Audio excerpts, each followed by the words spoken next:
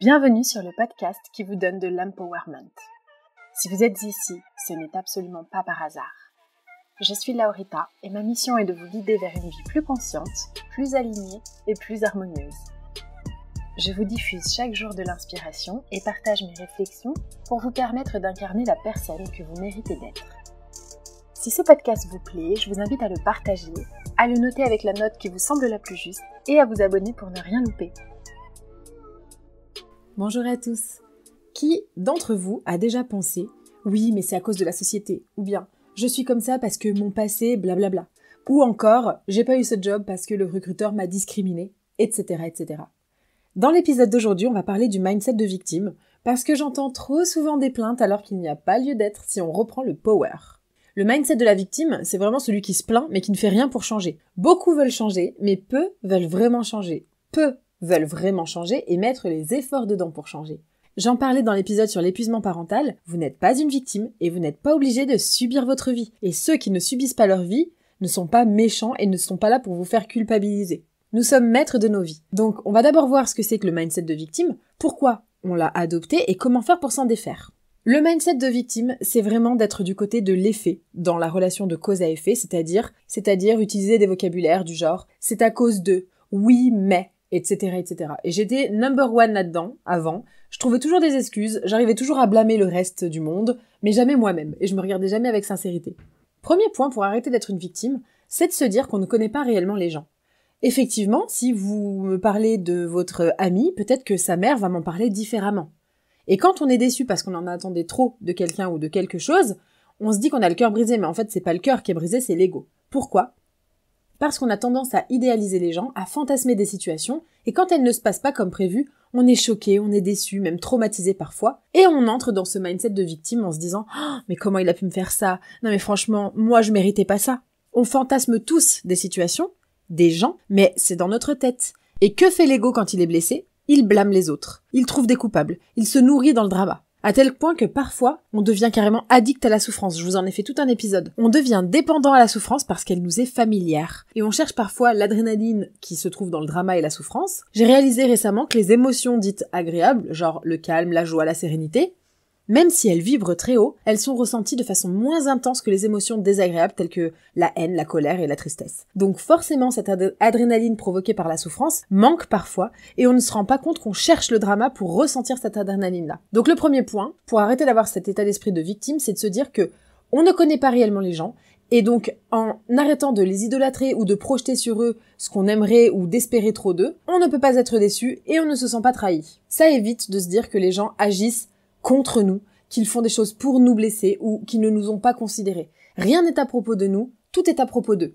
Comme on dit souvent, pour retirer du pouvoir à quelqu'un, il faut lui enlever la seule chose qui lui en donne, c'est-à-dire notre attention. Si vous ne voulez plus entendre parler de moi aujourd'hui, plus jamais, vous n'avez plus à écouter mes podcasts, vous ne me suivez plus sur Instagram, et c'est ok, vous m'avez supprimé de votre vie. Si vous ne voulez plus être triste par rapport au passé, ou à cette personne qui vous a traumatisé, ou à cet événement, vous pouvez aussi décider de ne plus y penser. Alors bien sûr, il sera toujours en vous, mais une fois que vous avez admis que cette personne ou que cette chose s'est passée, que vous avez compris ce qui vous a blessé, qu'est-ce que vous auriez pu faire différemment, et que vous avez travaillé sur le fait de fixer des limites pour plus que ça se reproduise, on sort du passé, on arrête de ressasser, on arrête d'être dans ce mindset de victime en se disant « cette personne, mais vraiment, je ne comprends pas comment elle a pu me trahir, je ne comprends pas comment elle a pu m'abandonner, comment elle a pu me faire ça, etc. etc. » Mindset de victime. Le passé n'existe plus, donc on peut décider de se concentrer sur le moment présent, de ne pas ressasser nos traumas, ou pire encore, justifier notre mal-être parce qu'on a été abusé, parce qu'on a été trahi, parce qu'on nous a menti. Et on peut devenir les créateurs de notre vie et arrêter d'être cette victime qu'on a toujours été. Quand on arrête de penser à des gens qui nous ont blessés, on va vibrer différemment.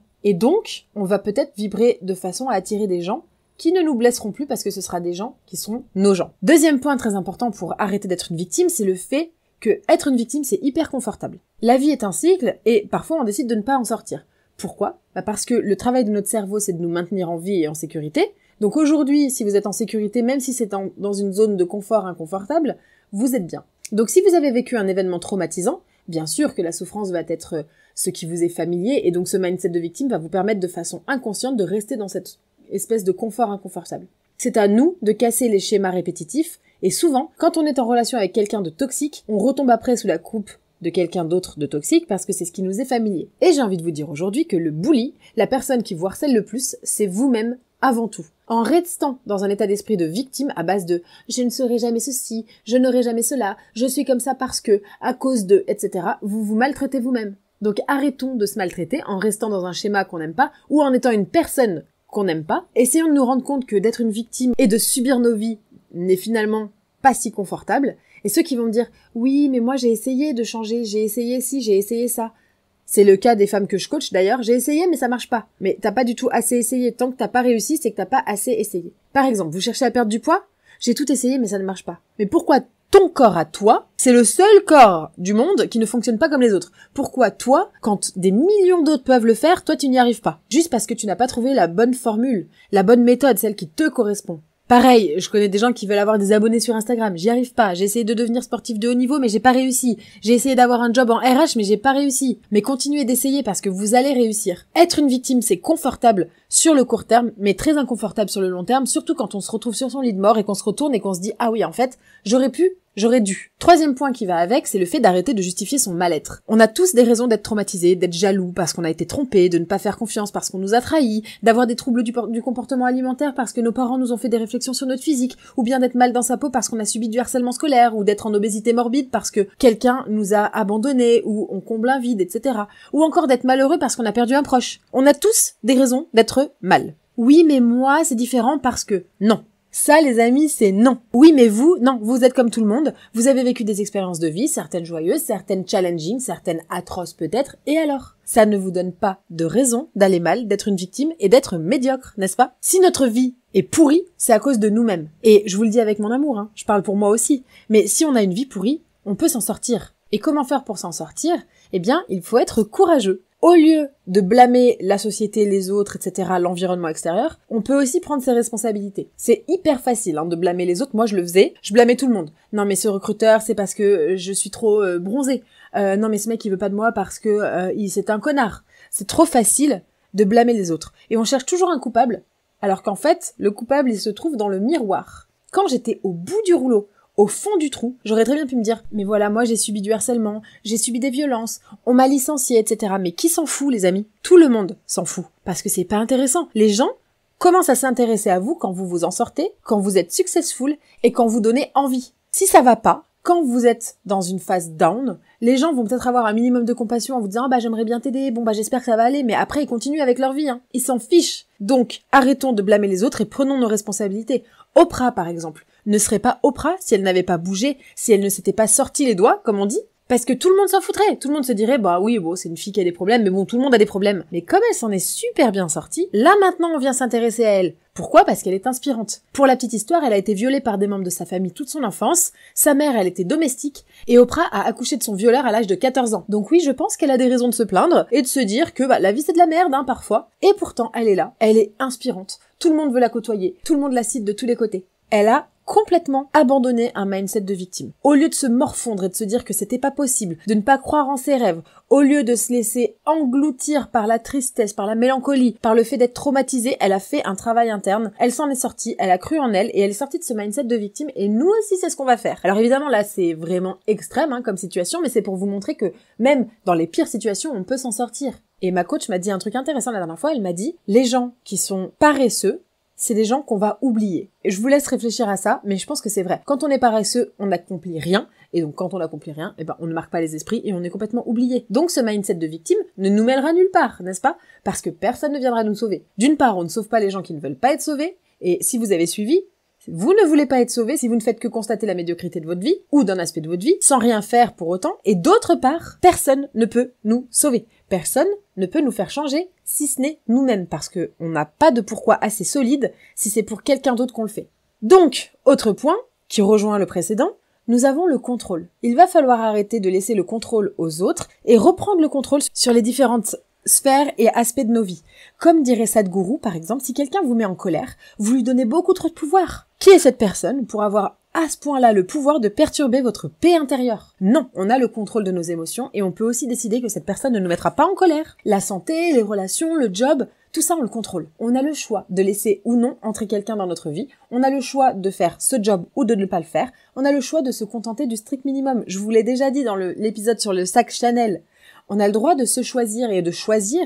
Et quand j'entends des gens qui me disent qu'ils sont bloqués dans des relations toxiques avec leurs parents par exemple, j'ai envie de vous dire mais pourquoi vous permettez ça? Pourquoi ces gens ont le droit d'accès à votre vie? Je vous ai fait un épisode sur vos gens, go check it! Donc arrêtons de se plaindre, oui j'ai trop de ventre, j'ai pas assez d'argent, j'ai pas le job de mes rêves, j'ai pas fait assez d'études.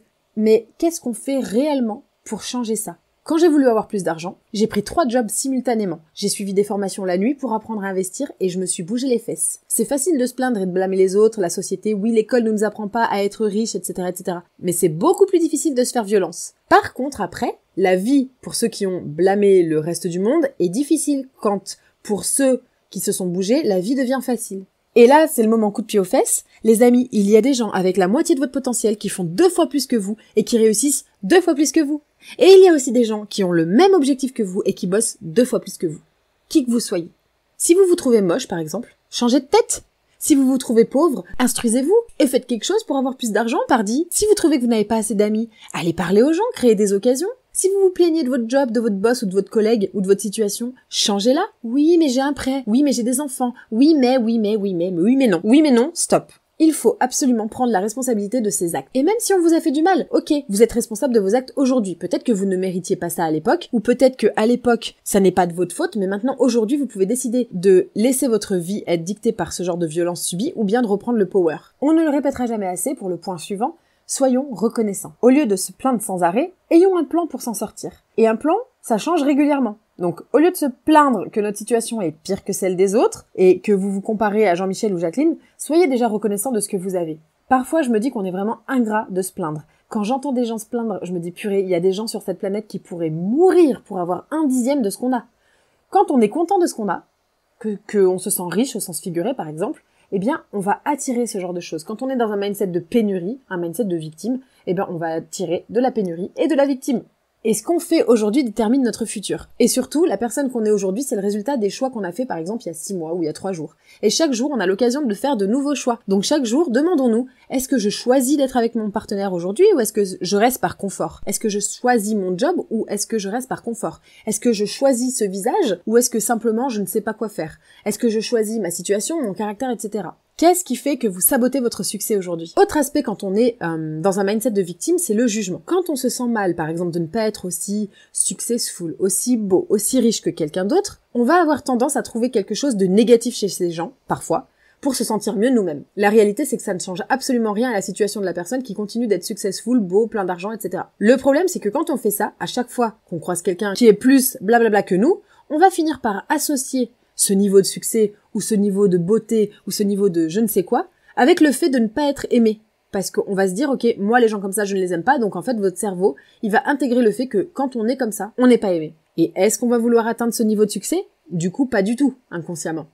Donc, au lieu de se plaindre et d'envier quelqu'un qui réussit mieux que nous parce qu'il a X ou Y, essayons, même si je sais que c'est très dur, de se réjouir pour ces personnes-là, parce que ce mindset de victime, du genre c'est facile pour les autres mais pas pour moi, ou les autres ont de la chance mais pas moi, ne fait que nous saboter et entraîne notre inconscient à associer le succès avec le fait de ne pas être aimé et de pas être cool. Quand on ne fait que juger les autres, ou émettre une opinion sur les autres, on va dicter des règles selon lesquelles on va devoir vivre par la suite, de façon totalement inconsciente. Je reviens aussi sur un point qui est très commun quand on a un mindset de victime, c'est de se dire qu'on n'a pas de chance.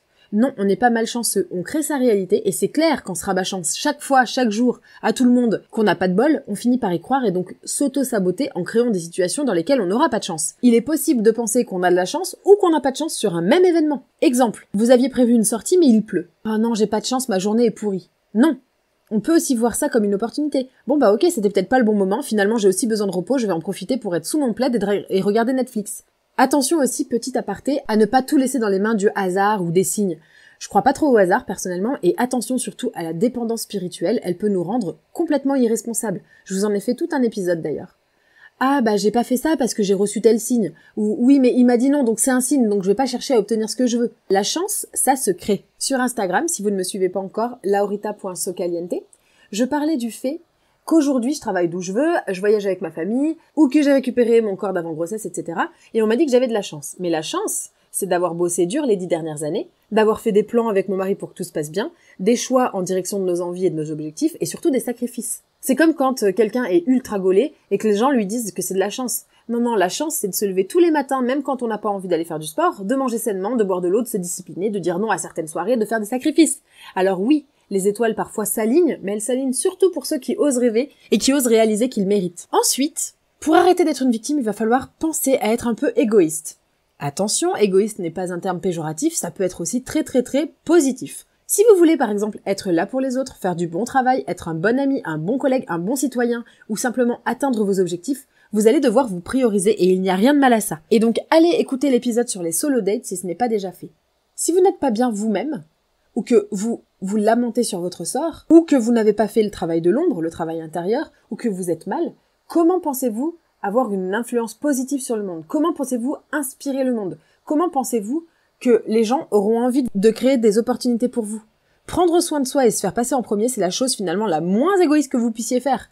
Vous méritez ce que vous voulez, mais encore faut-il aller le chercher. Et pour aller le chercher, il va falloir se mettre dans un mindset de go-getter, c'est-à-dire aller le chercher. Petite astuce que je fais depuis peu et qui marche vraiment bien, c'est d'arrêter de demander conseil à des gens à qui on n'a pas du tout envie de ressembler ou qui ne nous inspirent pas du tout. Donc, les amis, on devient égoïste, on se fait passer en priorité et on lead par l'exemple.